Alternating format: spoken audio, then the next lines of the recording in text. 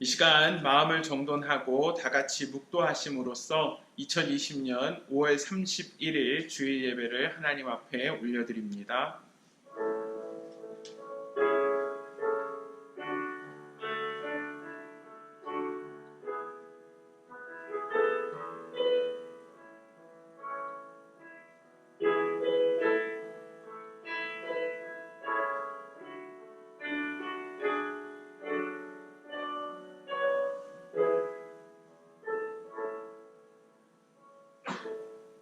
여호와의 친밀하심이 그를 경외하는 자들에게 있음이요 그의 언약을 그들에게 보이시리로다. 아멘.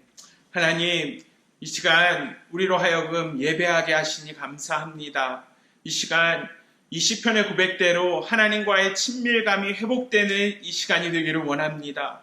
하나님을 경외합니다. 하나님을 예배합니다. 이 시간 하나님의 언약을 우리에게 보여주시옵소서. 우리들이 실수하고 넘어지고 잘못하는 그 순간에도 우리를 변함없이 사랑하시고 우리와 함께 더 깊은 관계를 맺기 원하시는 하나님의 마음이 경험되어지는 이 예배 되도록 주의 성령께서 오늘 이 시간 이 예배의 처음부터 마지막까지를 주관하여 주시옵소서. 감사하며 살아계신 예수님의 이름으로 기도합니다. 아멘.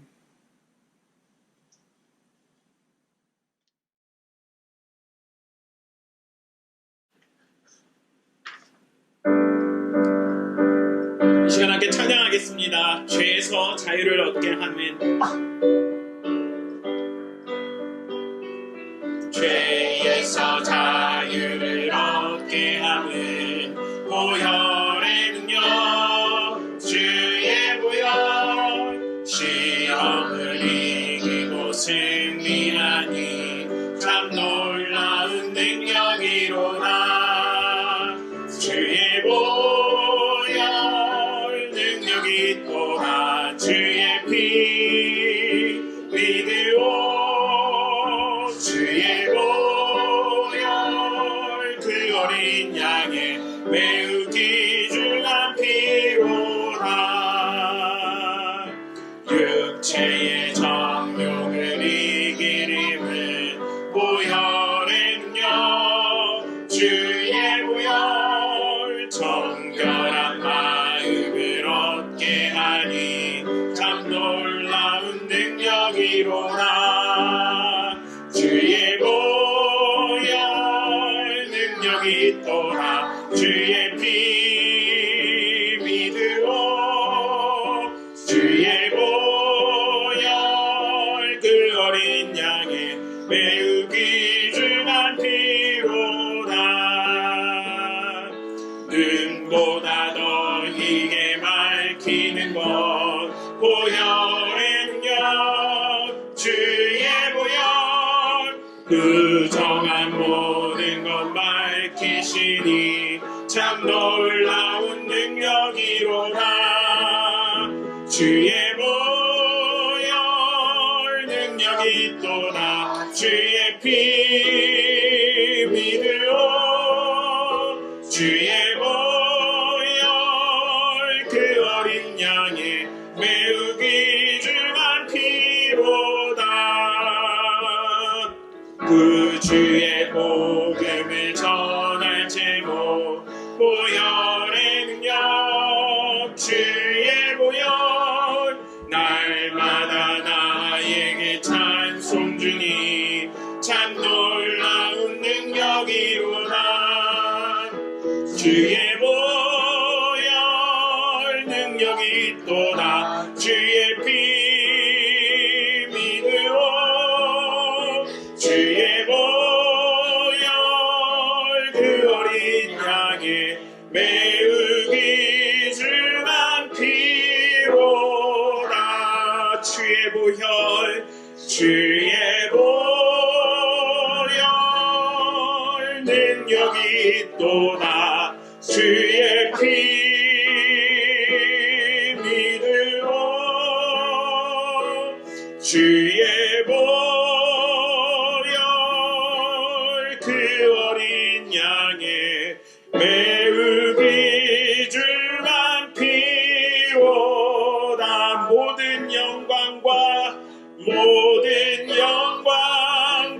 존귀와 능력 받으소서. 주님 받으소서. 영광과 존귀와 능력 받으소서. 주님 받으소서. 그리스도 살아계신 하나님.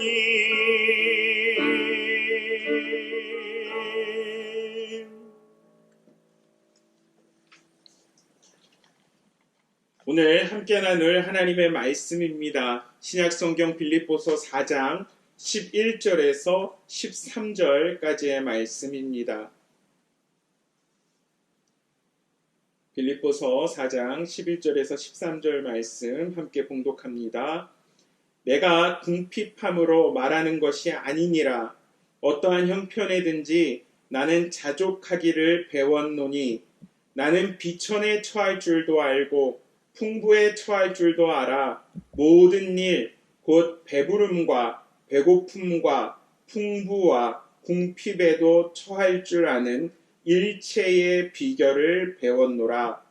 내게 능력 주시는 자 안에서 내가 모든 것을 할 수 있느니라.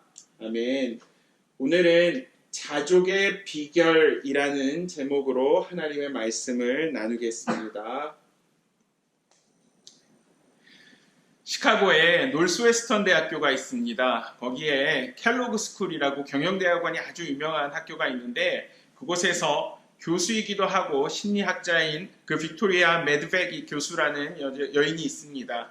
그 매드백 교수와 연구팀이 1992년 바르셀로나에서 있었던 올림픽에서 메달을 딴 선수들의 시상식 표정을 분석하는 아주 흥미로운 연구를 진행했습니다. 여러분들 그 시상식을 한번 떠올려 보세요. 물론 금메달을 딴 선수가 가장 환하게 웃고 가장 기뻐하겠죠. 그런데 흥미로운 사실은 이것입니다. 2위인 은메달리스트보다 3위인 동메달리스트가 더 표정이 밝고 더 기뻐하더라는 거예요. 매드백 교수는 이렇게 이야기합니다. 기쁨은 절대적인 성적에 따라 결정되는 것이 아니라 누구와 비교하느냐에 더 큰 영향을 받는다. 다시요. 기쁨은 절대적인 성적에 따라 결정되는 게 아니라 누구와 비교하느냐에 더 큰 영향을 받는다. 여러분 생각해 보세요. 은메달을 딴 선수는 당연히 금메달을 딴 선수와 자기를 견주어 보면서 아쉽다. 내가 조금만 더 잘했으면 저 금메달이 내 건데 라고 생각을 하는 겁니다.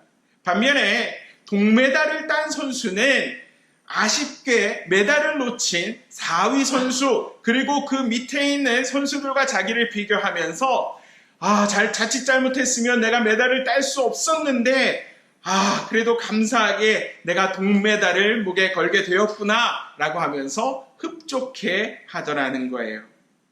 은메달 수상자는요, 간발의 차이로 금메달을 놓쳤다라고 생각하지만 동메달 수상자는 간발의 차이로 메달을 땄다고 생각한다라는 것입니다. 간발의 차이로. 무엇인가를 하지 못할수록 더욱 연연해 가고 그것이 그 이후의 행동, 심지어 인생 전반에 영향을 주는 현상을 간발 효과라는 그런 단어를 사용합니다. Nearness effect, 간발 효과라고 그렇게 이야기를 하는 거예요. 여러분, 우리는 비교하는 존재입니다. 그렇죠? 우리는 다양한 비교를 해요. 나와 형편과 처지가 비슷한 사람을 비교하는 그런 유사 비교가 있습니다. 자신보다 못한 대상과 비교하는 하향 비교를 합니다. 또 자신보다 뛰어나거나 더 나은 상황에 있는 사람과 비교하는 상향 비교를 하기도 합니다. 그런데 여러분, 비교할 때에 우리가 자유해지던가요? 그렇지 않다라는 거예요. 비교를 하면 할수록 우리들은요, 더 그 영혼의 깊은 수렁 속으로 빠질 때가 훨씬 많다라는 것입니다. 오늘 우리는 지난주에 이어서 빌립보서 4장 말씀을 또 함께 살펴보려고 합니다. 오늘 그 본문 가운데 등장하는 단어, 여러분들이 기억하셔야 하는 단어 하나를 뽑는다면 바로 자족이라는 단어입니다. self-contentment, 자족이라는 단어예요. 자기 스스로 만족감을 느끼는 것입니다. 그 자족에 대해서 오늘 성경은 우리 가운데 어떤 가르침을 주고 있는가, 크게 세 가지로 함께 살펴보고자 합니다. 첫 번째, 자족은 포기가 아니라 극복이다라는 사실을 우리는 기억을 해야 합니다. 자족은 포기가 아니라 극복입니다. The contentment is not giving up, but getting over. The contentment is not giving up, but getting over. 11절 말씀 우리 다시 한번 보겠습니다. 내가 궁핍함으로 말하는 것이 아니니라 어떠한 형편에든지 나는 자족하기를 배웠노니. I'm not saying this because I'm in need, for I have learned to be content whatever the circumstances. 어떠한 형편에든지 바울은 자족하는 그런 자세를 가지고 있었다는 거예요. 오늘 이 빌립보서가 쓰여진 배경 가운데 지금 바울은 투옥 생활을 하고 있습니다. 분명히 자신이 공경에 처한 상황에 있어요. 하지만 바울은 감옥에 갇힌 그 상황에서, 그 어려움에서 벗어나는 것이 자기의 주된 관심이 아니라라고 밝힙니다. 어떠한 형편에든지, 문자적으로 보면 어떠한 환경에서라도 나는 존재한다라는 그런 의미인데요. 공경에 처한 그의 그 상황에 대해서 숙명적으로 받아들이거나 체념하는, 포기하는 그런 바울의 태도가 아니라 오히려 바울은 오늘 이 본문에서 외적인 형편이 어떠하든지 간에 근심과 걱정으로부터 초연한, 얽매이지 아니하는 그러한 자세를 자기가 가지고 있음을 빌립보 교인들에게 전하면서 그 교인들도 이러한 자세를 가지라라고 이야기하는 겁니다. 자족이라는 그 헬라어 단어를 살펴보면 신약 성경에서 오늘 본문에서만 등장을 해요. 사실 이 단어는 윤리학에서 쓰이는 단어입니다. 그리스의 스토아 철학자들이 많이 사용을 했는데요. 이 스토아 철학자들이 사용했던 자족, 아우타르케스라는 이 단어는 스스로의 노력으로 변경시킬 수 없는 불가항력적인 형편을 신의 뜻으로 받아들이고 추조해하지 않고 자기의 모든 것을 숙명으로 여겨서 그 가운데서 만족을 추구했던 것이 바로 그 스토아 철학자들이 이야기했던 자족이었어요. 하지만 오늘 바울이 이야기하고 있는 자족의 의미는 조금 다릅니다. 체념하거나 포기하는 것이 아니라는 거예요. 오히려 바울이 이야기한 자족은요, 초연하는 것, 상황과 형편과 그 환경에 얽매이지 않고 극복하는 것을 의미한다는 것입니다. 바울, 오늘 본문에서 자기는 궁핍하다라고 이야기해요. 그리고 자기는 지금 옥에 갇혀있는 상황이라는 것 우리 모두는 알고 있어요. 하지만 그러기 때문에 지금 자족을 이야기하는 것이 아니라는 거예요. 바울이 지금 자족을 이야기하는 것은 너희 상황과 형편이 너희들에게 그 영혼 가운데 주는 만족감과는 별개의 문제다라는 것을 이야기하고 있는 것입니다. 사랑하는 성도 여러분, 우리들의 좋은 환경이 우리들 심령 가운데 만족감을 갖다 주느냐? 그렇지 않습니다. 우리가 아무리 정말 호화로운 생활을 한다 할지라도 우리가 누리는 만족감은 우리가 가지고 있는 그러한 우리의 소유와 정비례한다라고 이야기할 수 없다라는 거예요. 아무리 부유한 자라 할지라도, 아무리 재능이 출중한 자라 할지라도 그 마음 가운데 그 모든 상황과 환경을 극복하는 그 어떠한 초자연적인 힘이, 초자연적인 능력이 그 사람을 지배하지 않는다면 그 사람은 다 가진 것 같지만 가장 불쌍한 사람이 될 수 있다라는 것입니다.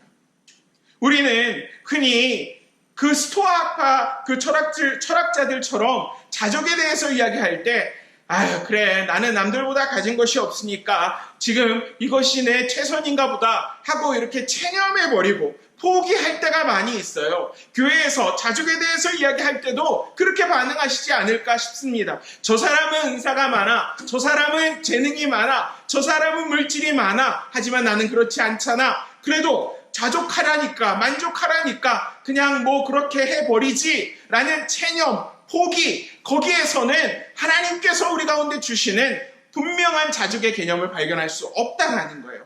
다시 한번 여러분 앞에 강조해요. 바울이 빌립보 교인들에게 이야기했던 자족의 의미를 강조합니다. 그것은 상황과 형편을 뛰어넘는, 극복하는, 초월하는 그러한 능력이었다라는 거예요. 여러분, 우리들의 가족을 한번 돌아보시죠. 여러분들의 남편, 여러분들의 아내, 자식, 부모들, 또 주변의 사람들이요. 친구들, 동료들. 그들에 대한 불만이 많잖아요. 그죠? 아, 왜 우리 남편은 다른 남편들만큼 못할까? 왜 우리 아내는 다른 아내들만큼 내조를 잘 못할까? 살림을 잘 못할까? 우리들 늘 그렇게 불평불만을 쏟아내지 않습니까? 왜 그럴까요? 정말 못해서일까요? 그렇지 않다라는 거예요.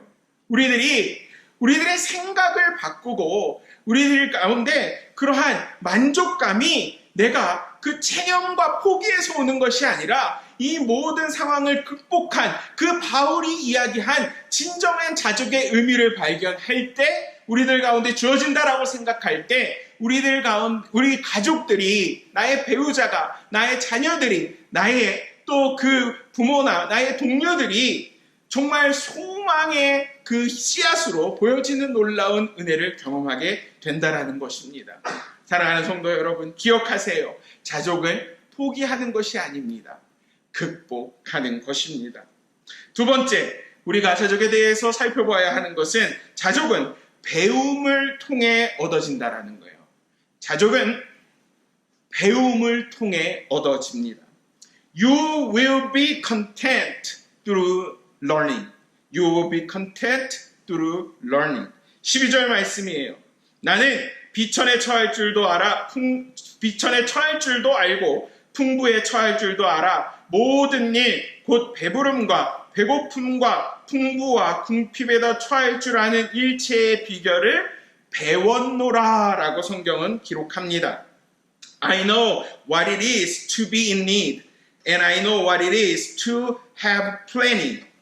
I have learned the secret of being content in any and every situation, whether well-fed or hungry, whether living in plenty or in want. 모든 일에, in any and every situation, 바울은 자족하는, 만족감을 누리는 그 비밀을 배웠다라는 거예요. 모든 일은요, 특수한 상황과 어떤 일상적인 모든 상황을 가리킵니다. 그런데 그 모든 일을 초월하는, 극복하는 그러한 비밀을 바울은 먼저 태어나면서부터 그러한 기질을 가지고 있었던 것이 아니라 그 모든 것들을 배웠다라는 거예요. 훈련을 통해서 습득했다라는 것입니다. 바울이 그의 삶 가운데 자족할 수 있었던 것은 하나님께서 그에게 그 자족의 비밀을 알려주셨기 때문입니다. 여러분, 우리들 이 12절 말씀에 보면 우리는 풍부 좋아해요. 배부름 좋아해요.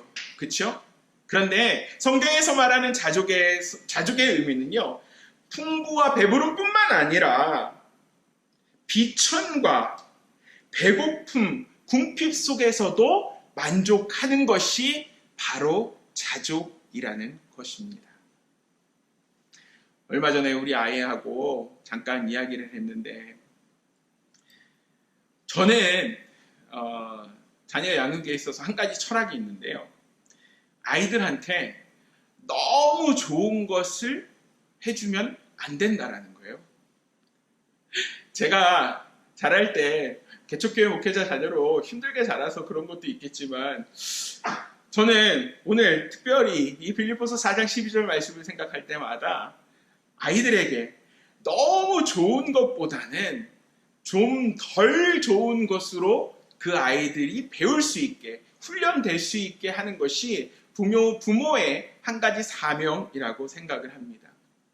예를 들면 A 플러스 퀄리티의 물건이 있고 A 마이너스 퀄리티의 물건이 있다면 부모가요, 그것을 가장 좋은 거를 사줄 수 있는 능력이 된다 할지라도 의도적으로 A 플러스 가장 최상급이 아니라 좋은 거지만 조금 질이 낮은 A 마이너스 퀄리티 정도의 그러한 물건을 사주는 것이 필요하지 않을까라고 생각하는 거예요.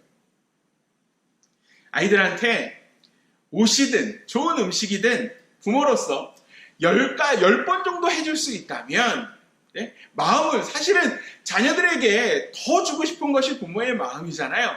하지만 의도적으로 10번 할 수 있는 것에서 한두 번은 스킵하는 거예요. 여러분, 저를 악독한 아빠로 보지 마세요. 분명한 목적을 갖고 그럴 필요성이 있다고 저는 생각을 하는 거예요. 왜냐하면 지금 우리가 아무리 힘들다고 해도 우리는 미국에서 이민 생활을 하면서 참 많은 것을 누리고 살아요. 풍부, 배부름, 그렇잖아요. 우리 당장 배가 고파서 먹을 거 없는 그런 집은 없잖아요. 그런 거에는 아이들이 금방 익숙해져요. 하지만 우리 아이들이요, 배고픔에 대해서, 궁핍에 대해서 내가 필요한 것들을 너무 좋은 것으로 채워주는 그런 부모의 그늘 아래 있는 것이 물론 축복이지만, 그것이 자칫 잘못해선 그들의 인생 가운데서요, 때로는 높은 자리에 있을 때도 있고 조금은 낮은 자리에서 이 땅 가운데 없는 자들, 소외된 자들과 함께 어깨를 나란히 하고 그들을 보듬어야 할 때가 있는데, 너무 좋은 것, 가장 최상의 것에만 길들여진 아이들은 그럴 수 없다라는 생각을 제가 가지고 있기 때문에 그렇습니다. 사랑하는 성도 여러분, 그래서 아이들을 그렇게 훈련시키는 거예요. 아이들이 그러한 부모의 철학 속에서 이렇게 배워갈 수 있도록 좀 도와주는 거예요. 이러한 노력들, 저 여러분들 가운데서 좀 실천해 보면 어떨까요? 제가 사실 이런 설교를 하면서 아이들한테 이제 미움을 받지 않을까 조금 걱정이 되기도 하는데요. 부모들이 아이들을 사랑하는 그 사랑의 마음은 흠뻑 주셔야죠. 하지만 그러한 가운데서 오늘 이 4장 12절 말씀을 좀 함께 기억해 보셨으면 좋겠어요. 여러분, 우리들은요, 사도 바울이 이야기했던 것처럼 처음부터 나면서부터 만족하는 기질을 가진 그런 사람들이 아닙니다. 우리들은 잠언서 말씀처럼요, 거머리 같은 존재예요. 자꾸만 더 달라고 하는 그런 존재예요. 그렇기 때문에 우리들이 이 영적인 훈련을 통해서, 배움을 통해서 자족을 배워가지 않는다면 우리들은 절대로 사도 바울이 이야기한 그런 자족의 경지에 다다를 수 없다는 것입니다. 지난주에 저는 이 달라스 지역 신문사 그 종교 기자분하고 교회 소개에 대해서 인터뷰를 한 1시간 정도 했습니다. 전화로 인터뷰를 했는데요. 그 인터뷰를 하면서 또 이제 우리 아가페 교회가 어떻게 이제 4년이라는 시간이 벌써 되네요. 다음 달이면 4주년 벌써를 맞이하게 되는데, 그 4년 동안 하나님께서 우리를 어떻게 인도하셨는지, 또 나의 목회 가운데 하나님께서 어떤 생각의 변화들을 이렇게 주셨는지, 그런 것들에 좀 더 생각을 해보게 되더라고요. 좋은 계기였어요. 4년 동안 이렇게 특별히 제가 바깥에서 풀타임으로 일을 하면서 또 사역을 해야 되는 상황. 처음에는 제 속에 이런 불만도 많았던 것 같아요. 나도 다른 목사님들처럼 좀 이렇게 목회에 전념하고 싶다. 그리고 이제 목회를 하면서 저는 제 성향이 그런 것 같아요. 개척교회를 하면서 무엇인가 새로운 것들을 시도하고 무엇인가 그 개척교회 세팅을 하나하나 만들어가는 그런 것보단 이렇게 세팅이 되어져 있는 기존의 교회 가운데서 이렇게 부임해서 더 사역을 하는 것이 나의 성향과는 더 맞지 않을까라는 그런 생각도 많이 했었거든요. 그런데 지난 이 시간들을 돌아보면서 생각하게 되는 것은 이겁니다. 바깥에서 일을 하면서 이렇게 사역을 하는 것, 물론 시간이 절대적으로 부족했던 것은 사실이에요. 하지만 하나님께서 주신 분명한 은혜가 있더라고요. 처음에 불평불만하면서 하나님 이거 나한테 너무 많은 그런 짐입니다 라고 부담입니다 라고 했었을 때가 있었는데 시간이 지나면 지날수록 하나님 앞에 감사하게 돼요. 바깥에서 일을 하면서 이민자의 삶을 이해하게 돼요. 좀 더 그 풀타임 사역할 때와는 다르게 그 성도 한 분 한 분의 그 삶의 모습들을 좀 더 이해하고 더 깊이 들어갈 수 있는 것 같아요. 그리고 목회자가 아무래도 시간이 부족하기 때문에 제가 만약에 풀타임 사역으로 담임 목회를 한다 그러면 정말 하나하나 다 간섭하고 제 맘대로 하고 싶었을 것 같아요. 하지만 지금 상황 가운데서 제 역량과 제 시간에 한계가 있기 때문에 어떻게 해서라도 사람들을 세워가는 것, 특별히 평신도 리더십을 세워가는 것에 대해서 하나님께서 이전과 비교할 수 없는 큰 열망을 저희 가운데 허락해 주시더라고요. 그러면서 하나님 앞에 지금 상황과 환경에 대해서 감사하게 되는 거예요. 여러분, 이러한 배움의 시간, 훈련의 시간을 통해 하나님은 빚어가시더라는 거예요. 하나님은 당신의 최선을 보여주시더라는 것입니다. 코로나 바이러스 지금 이 기간 동안에 우리가 함께 모이지 못하지만 온라인으로 진행되고 있는 성경 읽기 모임과 중보기도 모임의 소식들을 듣습니다. 성경 읽기 모임을 하면서 여러분들이 말씀에 반응하고 이렇게 나누시는 것들의 이야기를 들어요. 얼마나 감사한지 몰라요. 중보기도 하면서 중보기도 아침 저녁으로 이렇게 두 팀으로 나눠서 진행이 되고 있는데 그 중보기도 한 시간 교회를 위해 목회자를 위해 성도사님들을 위해 라이프 그룹과 성도 한 사람 한 사람을 위해 중보기도 하는 시간들을 적어서 올리세요. 물론 우리가 그렇지 않고 정말 이러한 어떤 수단이 없이 하나님 앞에 정말 신실하게 말씀과 기도에 전념할 수 있다면 좋겠지만 우리들이 그렇지 못하잖아요. 그래서 이거를 수단으로 활용을 하는 것입니다. 그리고 그 중보기도 한 시간들을 다 이렇게 모아서 우리 교회에서 이 힘든 시간이지만 그래도 이렇게 기도하고 있다라는 것이 서로에게 격려가 되는 거 아닐까라는 생각을 해봐요. 성경 읽기 모임에서의 나눔과 중보기도 모임 시간에서 차곡차곡 쌓여지는 그 시간들을 보면서 저는 하나님 앞에 감사할 수밖에 없어요. 그러한 배움의 시간, 이러한 훈련의 시간들을 통해서 하나님은 그 가운데 함께하는 한 사람 한 사람 성도의 마음 가운데 이전에 경험하지 못했던 귀한 만족감을 허락해 주시더라고요. 여러분, 아직도 성경 읽기 모임이나 중보기도 모임 문은 열려 있습니다. 여러분 함께 하실 수 있어요. 알려주세요. 그러면 이러한 자족을 위한 그러한 배움과 훈련의 시간에 여러분들이 동참하실 수 있도록 옆에서 돕겠습니다. 세 번째, 자족에 대해서 이야기할 때 사도 바울이 이야기했던 것은 자족의 원천을 깨달아야 한다라는 것입니다. 자족의 원천을 깨달아야 한다. You must realize the source of contentment. You must realize the source of contentment. 우리가 너무 좋아하는 말씀이에요. 빌립보서 4장 13절입니다. 내게 능력 주시는 자 안에서 내가 모든 것을 할 수 있느니라. 내게 능력 주시는 자 안에서 내가 모든 것을 할 수 있느니라. I can do everything through him who gives me strength. I can do everything through him who gives me strength. 바울은 알았어요. 모든 환경을 극복하고 어떠한 환경 속에서도 승리할 수 있는 능력은 오직 그리스도 예수로 말미암는다는 거예요. 그리스도인은 예수님과 연합된 관계 속에서 모든 형편에서 자족하고 만족할 수 있는 그런 힘을 갖게 되는 거예요. 이것이야말로 그리스도인의 삶의 비밀이고 참된 능력의 원천이 된다라는 것입니다. 그렇다면 우리는 어떻게 그리스도와 연합하여서 우리가 그러한 만족을, 그러한 자족감을 누릴 수 있을까요? 사도 바울은 빌립보서 초반 1장 20절과 21절에서 이렇게 이야기합니다. 나의 간절한 기대와 소망을 따라 아무 일에든지 부끄러워하지 아니하고 지금은 전과 같이 온전히 담대하여 살든지 죽든지 내 몸에서 그리스도가 존귀하게 되게 하려 하냐니 이는 내게 사는 것이 그리스도니 죽는 것도 유익함이라.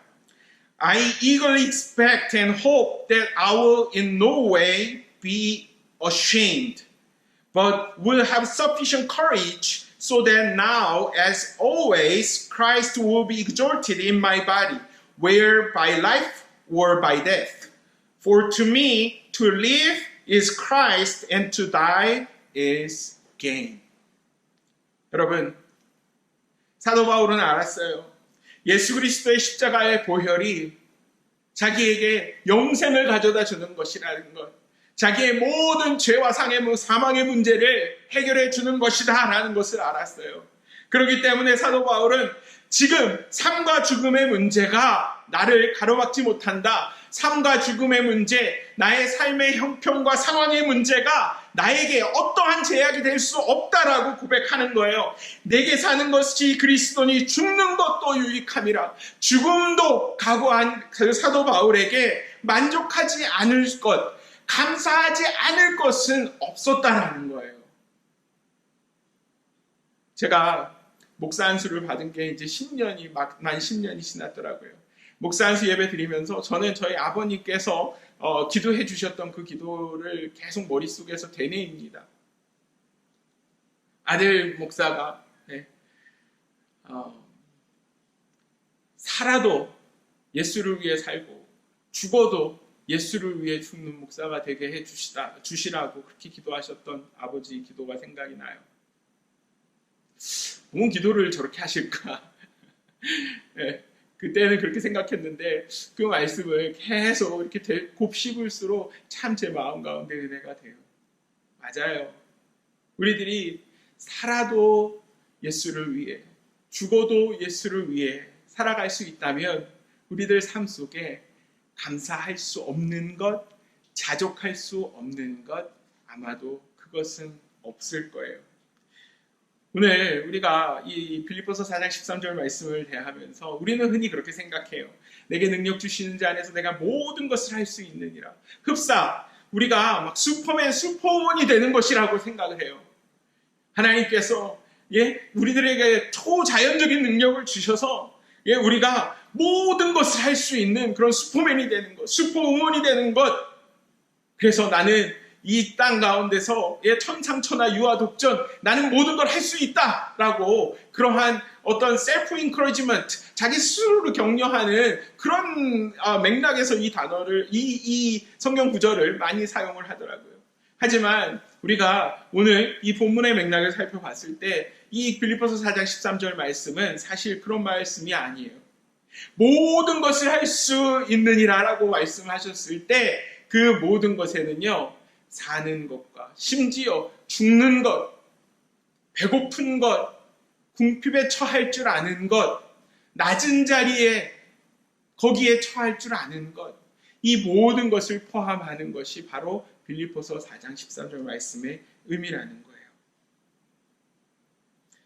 우리가 너무 좋아하는 시편 23편, 여호와는 나의 목자시니 내가 부족함이 없으리로다. The Lord is my shepherd, I shall not be in want. 다윗은 이렇게 고백하죠.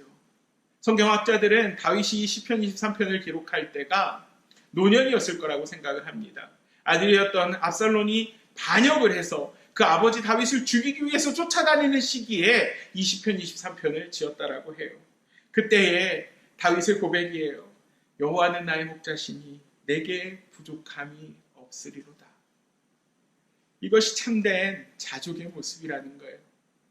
하나님이 나의 하나님이 되시면 내 삶 가운데 감사하지 못할 것, 만족하지 못할 것이 없다라는 것입니다. 지난주 월요일 미국에서는 참 슬픈 사건이 하나 일어났습니다.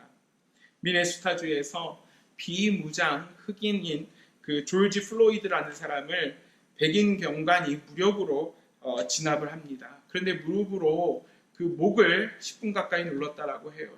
그때 이제 그 흑인이 숨을 쉴 수 없다. I can't breathe, I can't breathe 계속 그렇게 외치는데도 목을 눌렀고요.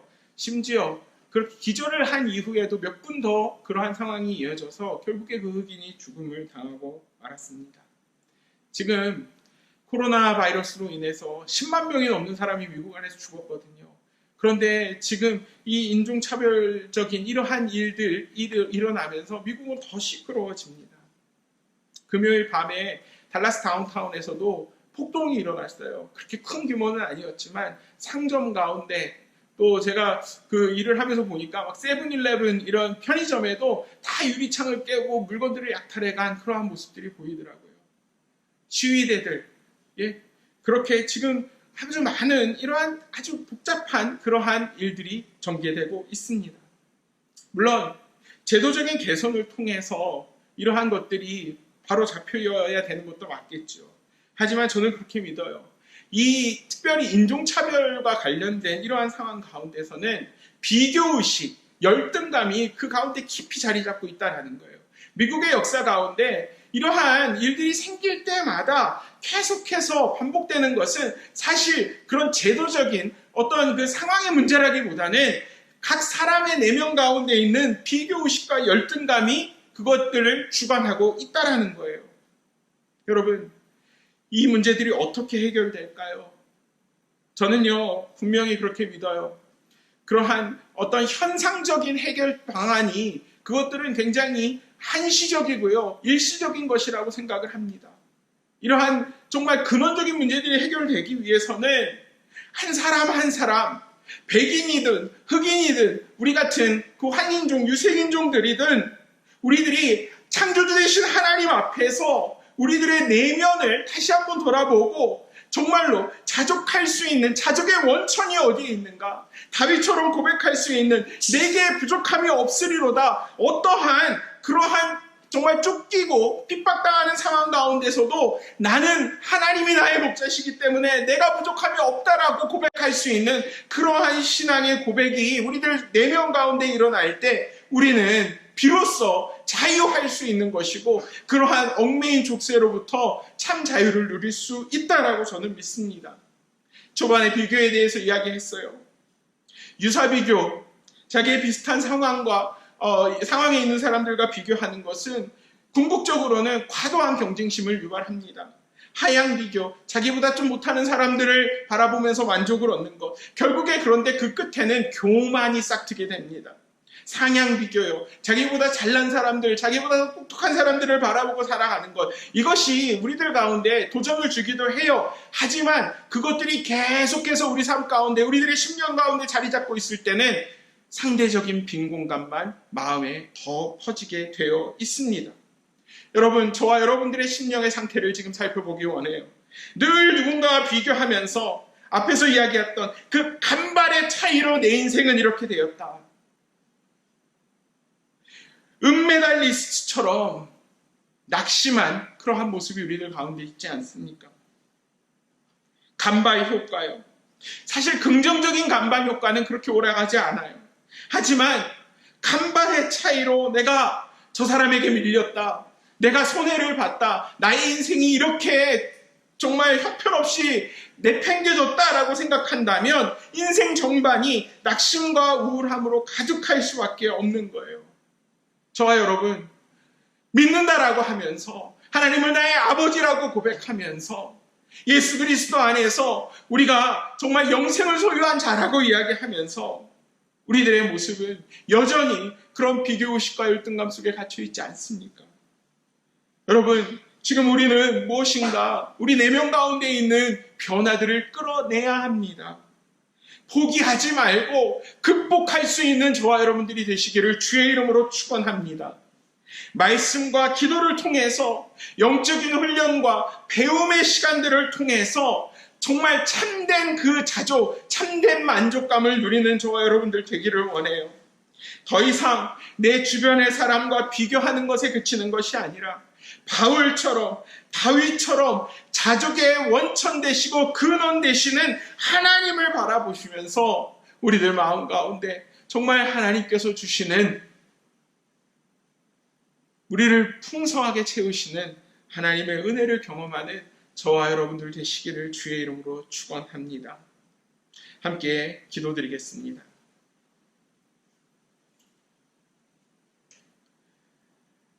하나님, 이 시간 우리들의 내면을 돌아봅니다. 원하지 않지만 간발의 차이로 나의 인생이 이렇게 되었다라고 생각하면서 정말 버려야 하는 비교의식과 열등감 속에서 나 자신을 더욱더 깊은 내 심령 가운데 있는 그 감옥에 가두고 있는 나의 모습을 봅니다. 아버지 하나님, 우리들이 하나님 말씀대로 정말 우리들의 상황과 형편에서 만족감이 오지 않는다라는 것 기억하게 하시고 어려움을 극복해 나아가는 우리 모두 되게 하여 주시옵소서. 하나님, 영혼의 만족은 우리가 타고나는 것이 아닙니다. 배움과 훈련을 통해서 우리가 계속 그것들을 발전해 나아가야 하는 것입니다. 아버지 하나님, 하나님 말씀에 대해서 정말 기도하면서 성령의 역사하심에 대해서 우리가 더 욕심을 내게 하시고 오늘도 그 영적인 훈련의 자리에 나아갈 수 있는 우리 되게 하여 주시옵소서. 그리고 무엇보다 우리들의 만족의 근원이 어디에 있는가? 나의 물질에서 오는 것도 아니고 나의 자녀들에게서 오는 것도 아니고 나의 가족에게서 오는 것도 아니고 나의 커리어에서 오는 것도 아니고 오로지 우리의 목자 되신 그 하나님께로만 자족이, 온전한 만족이 나올 수 있는 것을 깨닫게 하시고 다윗처럼 어떠한 상황과 환경에서도 여호와는 나의 목자시니 내가 부족함이 없으리로다 라고 고백할 수 있는 우리 모두 되게 하여 주시옵소서. 감사하며 살아계신 예수님의 이름으로 기도합니다. 아멘.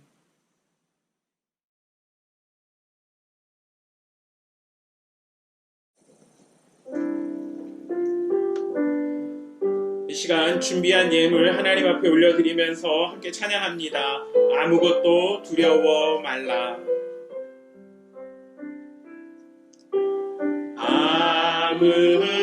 아무것도 두려워 말라.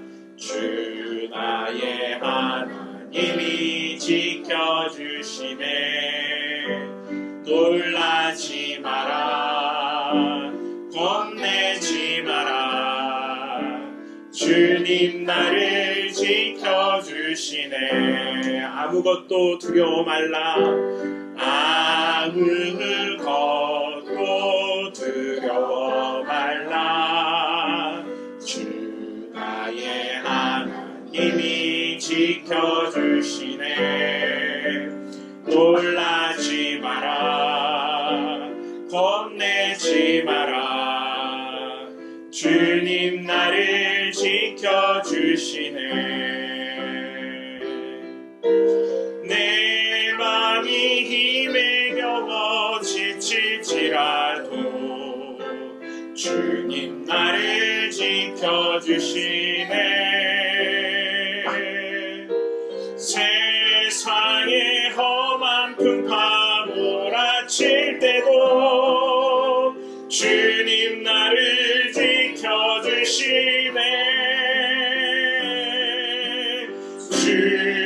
주님은 나의 산성,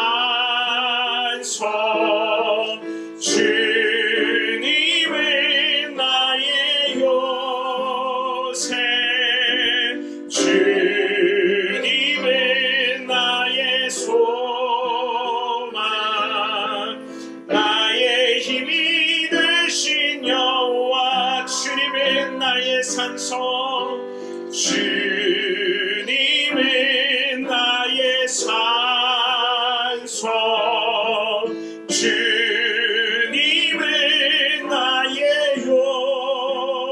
곳에 주님은 나의 소망, 나의 힘이 되신 여호와.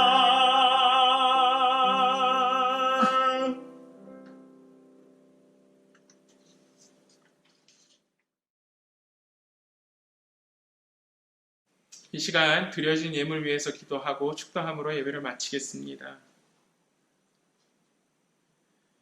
하나님, 오늘도 주님 앞에 우리들의 마음을 담아 이 예물을 드립니다.